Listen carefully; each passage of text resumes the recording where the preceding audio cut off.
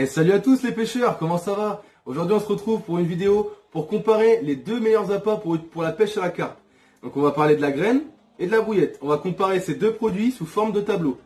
Donc voilà, on va répartir ça sur 6 thèmes différents.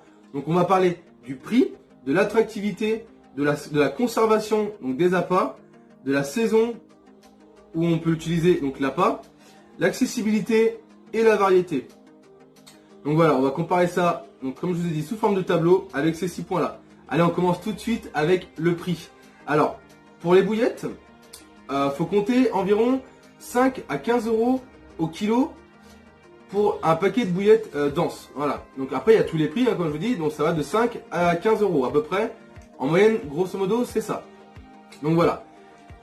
Après, pour des pop-up ou des wafters, il faut compter entre 5 à 10 euros le pot. Donc voilà un petit peu pour les prix donc des bouillettes. Après voilà, il existe des bouillettes un petit peu moins chères encore en dessous de 5 euros. Ça va peut-être plus être des bouillettes d'amorçage. Peut-être plus destinées à l'amorçage que pour pêcher avec. De l'autre côté, donc les graines. Les graines c'est beaucoup moins cher que la bouillette, ça je pense que tout le monde le sait. La graine, faut compter en moyenne pour des graines non cuites, faut compter environ, allez, en moyenne vraiment 2 euros le kilo, hein. Ça peut aller bien plus bas. Le maïs par exemple, voilà, c'est environ 1 euro le kilo. Et ça peut monter plus haut avec le pois chiche par exemple qui coûte environ 4 euros le kilo. Voilà. D'ailleurs, si vous n'avez pas vu ma vidéo sur tout savoir sur les graines, n'hésitez pas à aller la voir, je vous la mets en lien en description de la vidéo. Donc voilà, vous saurez tout sur la graine après, donc le prix, son prix au kilo, son temps de conservation, son temps de trempage, son temps de cuisson. Donc n'hésitez pas à aller voir cette vidéo, elle vous aidera grandement, j'en suis certain. Au niveau des graines, après prêtes à l'emploi, donc qu'on achète directement, donc comme son nom l'indique, prêtes à l'emploi. Voilà, faut compter, c'est un peu plus cher. Voilà, faut compter environ 5 euros, voire 10 euros pour certaines au kilo. Donc voilà, plusieurs marques le font. Donc voilà, c'est tout de suite un peu plus cher. Mais bon, voilà. Si vous voulez cuire vos graines vous-même, voilà, faut compter, je vous dis, moi, en moyenne 2 euros le kilo. Voilà, ça dépend ce que vous prenez comme graine. Mais en règle générale, la graine revient beaucoup moins cher que la bouillette. Que ce soit pour l'amorçage ou pour pêcher, voilà, la graine, on va dire que marque un point, entre guillemets, par rapport à la bouillette là-dessus. À part si vous faites vos bouillettes maison, je ne sais pas du tout, je ne fais pas de bouillette maison, donc je ne sais pas le prix que ça revient. Mais voilà, en moyenne, la bouillette revient plus cher que la graine. Passons à un autre sujet maintenant, c'est l'attractivité. Alors, pour une bouillette, ce qui est important donc, dans l'attractivité de sa bouillette, ça va être la couleur. Voilà, il existe plusieurs couleurs dans les bouillettes, hein, rose, jaune, verte, bleu, rouge, multitude de couleurs. Donc ça aide vachement donc, pour pêcher à la bouillette. Parce qu'on sait beaucoup que la carpe se nourrit aussi à vue. Donc voilà, avoir une bouillette des fois qui tape à l'œil, ça peut l'attirer. Voilà, à défaut par exemple de la graine qui est toujours sur les mêmes couleurs, un petit peu jaunâtre. Donc voilà. Un petit point en plus, on va dire, pour la bouillette, donc c'est la couleur. Voilà, vous avez une multitude de choix au niveau des couleurs, donc ce qui peut des fois vous faire gagner une pêche, voire un poisson en plus. Au niveau des bouillettes aussi, ce qui est important au niveau de son attractivité, ça va être la qualité de la bouillette. Voilà, comme je vous dis, il existe plusieurs prix au niveau des bouillettes. Donc voilà, la qualité des fois ça prime par rapport à comment on la diffuse dans l'eau. Donc voilà, donc la qualité peut être un point aussi intéressant par rapport à vos bouillettes. Ce qui peut être sympa aussi pour rendre vos èches attractifs au niveau des bouillettes, ça va être les boosters. Voilà, les boosters, ou les additifs, ou certaines épices, des choses comme ça. Voilà. Donc des boosters, des additifs, des épices que vous pouvez faire tremper vos bouillettes là-dedans pour qu'ils soient plus attractifs. Voilà, des fois même plusieurs mois. Hein, et voilà, vos bouillettes seront vraiment très attractifs. Ce qui peut être sympa aussi pour rendre attractifs vos bouillettes et votre amorçage, vous pouvez aussi couper vos bouillettes en deux. Voilà, pour que donc, la bouillette diffuse mieux dans l'eau. Après ça c'est libre à vous de les couper ou non. Par exemple, ce qui peut être sympa en rivière ou en canal. Voilà, avec le courant, coupez vos bouillettes en deux ou les couper en carré, enfin voilà, qu'elles ne soient pas rondes pour qu'elles évitent voilà, de dériver avec le courant. Voilà, ça évite que votre amorçage soit flingué à la bille. Donc voilà. À un niveau du coup aussi de l'attractivité de la bouillette, voilà, vous pouvez attirer les écrevisses. À défaut, par exemple, des graines qui ne va pas attirer les écrevisses. Voilà, la bouillette va l'attirer, donc attention à ça. Si vous êtes dans un plan d'eau ou un étang qui a beaucoup d'écrevisses, faites attention à ça. Il existe des outils pour pallier aux écrevisses en utilisant de la bouillette. Au niveau de la graine, pour la rendre attractive, sa graine, il faudra beaucoup ajouter donc du sucre, du miel, des épices et du sel. Ça va être des attractants qui vont rendre vos èches, donc vos graines, pardon, super attractifs. Donc n'hésitez pas à en mettre, hein, voilà, je vous dis, hein, allez voir ma vidéo sur les graines et vous saurez plein de choses sur ça. Donc vraiment, voilà, si vous voulez rendre vos graines attractives, n'hésitez pas à ajouter du sucre, du miel, du sel. Allez-y, hein, n'hésitez pas, voilà, ils seront top après pour pêcher. Au niveau de la Tiger, par exemple, elle c'est différente. Donc il faut lui rajouter du sucre à la cuisson, bien sûr. Mais il faut la laisser fermenter des mois et des mois, voire même des années, pour qu'elle pue, hein, clairement, qu'elle pue. Et du coup, voilà, elle sera que meilleure, votre Tiger. Donc plus elle va fermenter, plus elle sera attractive. Donc voilà un petit peu pour l'attractivité de ces deux produits, donc la bouillette et la graine. Donc il n'y a pas réellement de gagnant sur cette manche, entre guillemets. Voilà, les deux ont leur comment dire, leurs atouts. Voilà, les graines, ce qui est bien avec les graines, c'est que voilà, quand vous pêchez, vous amorcez par exemple avec plusieurs graines. Voilà, vous avez formé un, comment dire, quand vous avez amorcé avec plusieurs graines différentes, de la Tiger, du maïs, du chenvi.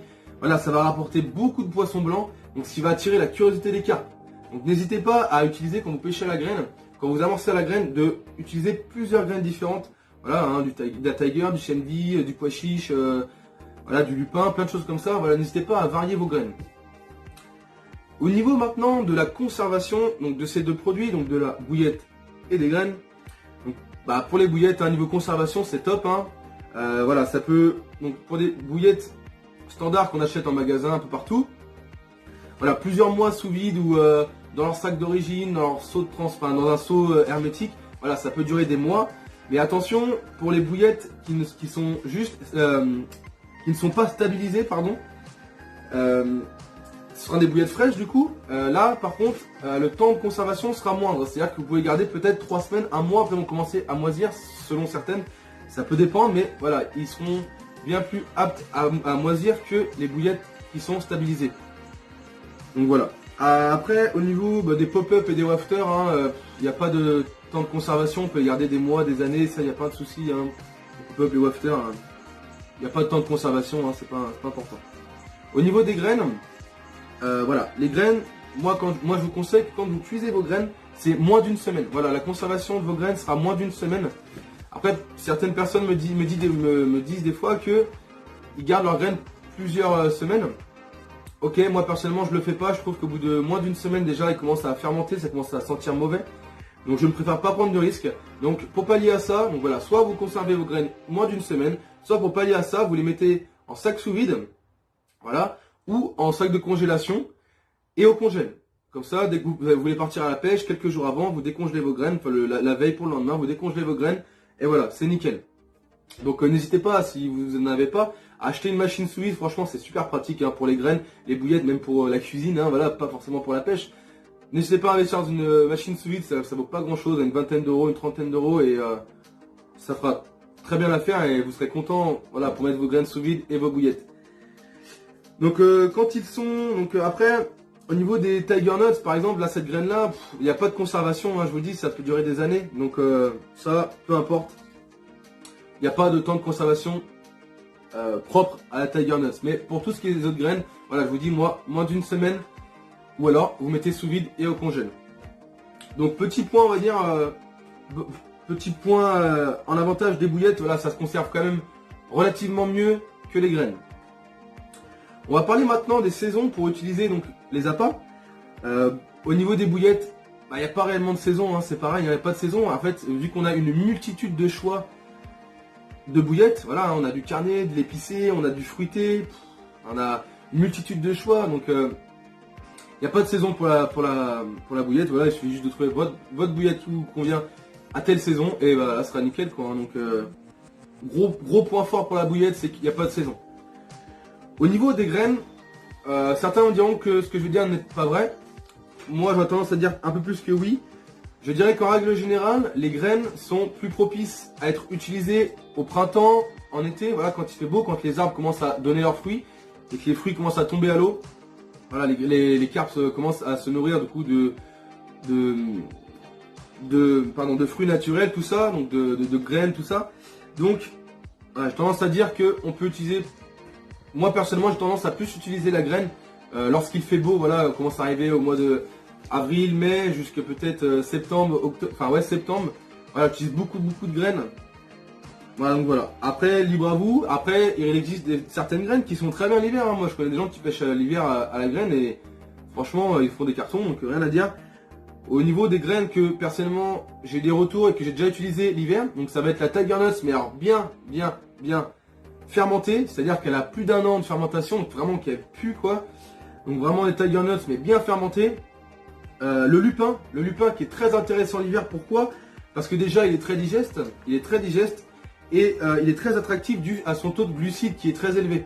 Donc le lupin c'est très intéressant l'hiver, vous pouvez très bien l'utiliser et je suis sûr que vous ferez de beaux poissons avec. Voilà, quand je dis le Tiger Nuts bien fermenté, le blé aussi et le maïs bien salé, c'est top aussi donc pour l'hiver. Donc voilà, en règle générale, voilà, les graines on va peut-être plus utiliser quand il fait beau, mais vous pouvez très bien utiliser l'hiver. Voilà, il n'y a pas réellement de saison non plus.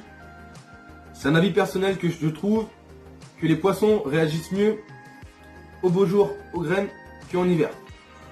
N'hésitez pas en commentaire si vous, par exemple, vous pêchez à la graine l'hiver et vous faites des cartons, n'hésitez pas en commentaire à me le dire, ça me ferait super plaisir de débattre avec vous à ce sujet. Et donc moi l'hiver, ce que je prime l'hiver par rapport aux graines, c'est privilégier donc l'attractivité de vos graines à la quantité. Donc voilà, c'est un peu le mot que j'ai à vous dire par rapport aux graines l'hiver. Au niveau maintenant de son accessibilité, donc au niveau de la bouillette, la bouillette, hein, vous en trouvez absolument partout. Donc vraiment, vous n'aurez aucun mal à trouver des bouillettes, que ce soit chez Decathlon, Pacific Pêche, sur les sites en ligne, vos détaillants. La bouillette, vous en trouverez partout. Hein. Vous ne serez jamais en manque, ça c'est sûr et certain. Et au niveau de la graine, alors la graine c'est différent, la graine prête à l'emploi, vous allez pouvoir en trouver un peu partout. Donc ça reste relativement cool. Au niveau par exemple de la graine non cuite, vous n'en trouverez pas partout, vous pouvez en trouver chez certains détaillants. Voilà, chez certains détaillants, sur certains sites, j'en ai très rarement vu de la graine non cuite.